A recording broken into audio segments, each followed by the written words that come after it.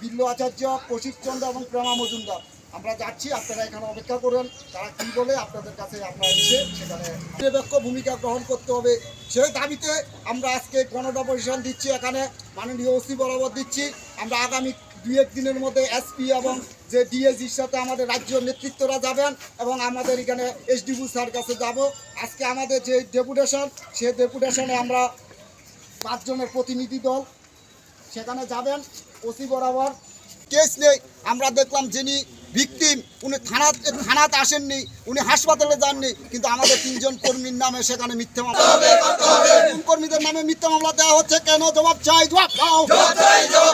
কর্মীদের নামে মিথ্যা মামলা দেওয়া হচ্ছে কার সাথে? জবাব চাই, জবাব দাও। শান্তি শৃঙ্খলা রক্ষা এবং রাজনৈতিক মামলা থানাকে নিরপেক্ষ ভূমিকা নিতে হবে। শান্তি শৃঙ্খলা রক্ষা এবং রাজনৈতিক মামলা থানাকে নিরপেক্ষ ভূমিকা নিতে হবে।